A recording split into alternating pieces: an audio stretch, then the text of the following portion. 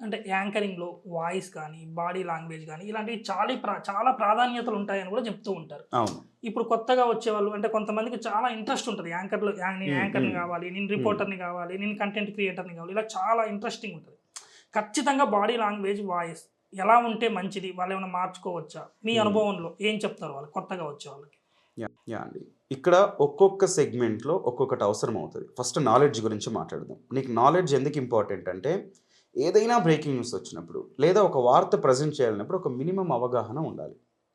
ఇప్పుడు చలి బాగా పెరిగిందండి. ఆదిలాబాద్ జిల్లాకొస్తే అక్కడొక టైప్ ఆఫ్ చలి ఉంటది. హ్మ్. హైదరాబాద్ వచ్చేసరికి ఒక రకంగా ఉంటది. కరీంనగర్ ఒకలా ఉంటది.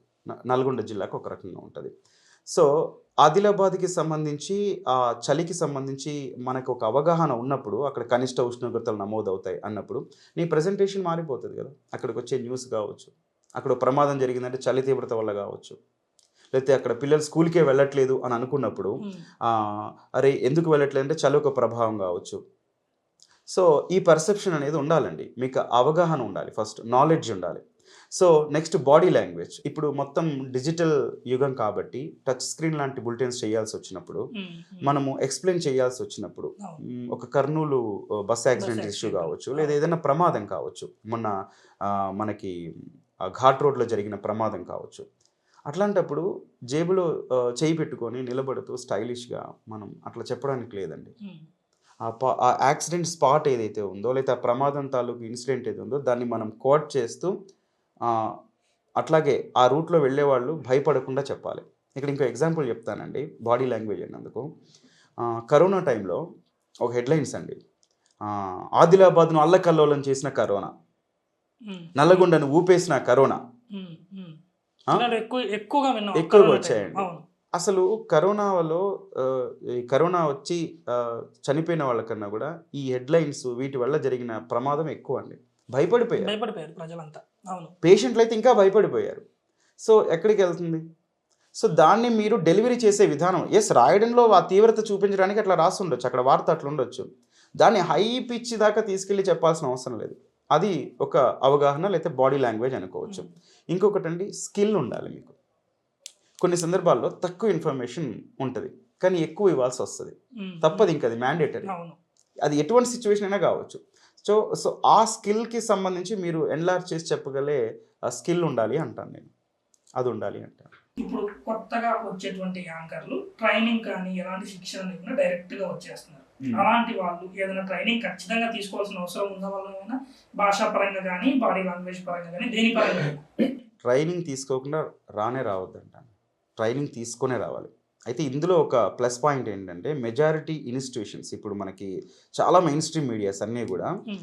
యాంకర్ సెలక్షన్ అయిపోయిన తర్వాత వాళ్ళు ట్రైనింగ్ ఇస్తున్నారు. హ్మ్. అయిపోయిన తర్వాత కూడా అంటే వాళ్ళు యాక్చువల్ నా క్వెషన్ ఏంటంటే మెయిన్ స్ట్రీమ్ మీడియాలో ఇట్లా యాంకరింగ్‌లో శిక్షణ ఇచ్చేవన్నీ దాదాపుగా అందరూ ఇస్తున్నారు. ఓకే. కానీ కొంతమంది యూట్యూబ్ ఛానెల్స్ వారు గాని, వాళ్ళు కూడా న్యూస్ ఛానెల్ రన్ చేస్తూ ఉన్నారు. ఇప్పుడు శాటిలైట్ అవునవును. అవును. కాకపోయినా హ్మ్.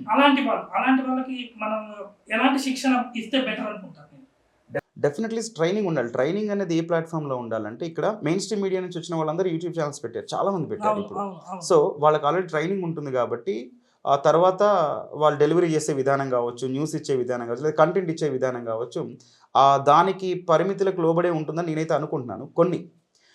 ఇంకా వీళ్ళు యూట్యూబ్ ఛానెల్స్ విషయానికొస్తే, లేదా డిజిటల్ మీడియా కంటెంట్ విషయానికొస్తే ట్రైనింగ్ లేని వాళ్ళకి జరిగే యాక్సిడెంట్స్ జరుగుతాయండి. ప్రమాదాలు జరుగుతాయి. డిజిటల్ మీడియాకొచ్చేసరికి వాళ్ళు ట్రైనింగ్ లేకపోతే జరిగే ప్రమాదాలు ఏంటి అనంటే, ఇప్పుడు ఒక గెస్ట్ వచ్చారండి. గెస్ట్‌తో మాట్లాడేటప్పుడు మనకి మినిమమ్ నాలెడ్జ్ అనేది లేకపోతే, ఆ స్కిల్ లేకపోతే అవతలోళ్ళ ముందు తేలిపోతాం. అవును. అవును. ఖచ్చితంగా. నాలెడ్జ్ సో, ఖచ్చితంగా ఉండాలి. నిన్ను చూసే వ్యూయరు నీ నుంచి ఎక్స్‌పెక్ట్ చేస్తాడు గదా! నీ కోసం నీ అవును. వీడియో చూసేవాడు, నీ షార్ట్ చూసేవాడు, మనకొక టైం కేటాయిస్తున్నప్పుడు, ఆ టైం నువ్వు కరెక్ట్‌గా యూజ్ చేయకపోతే ఎట్లా? అవును. ఇదా నువ్విచ్చే ఇన్ఫర్మేషను. అంతా జరిగి జస్ట్ పారాసిటమాల్ యేసుకుంటే తగ్గిపోయిందండి అన్నట్టు ఉంటది. ఓకే.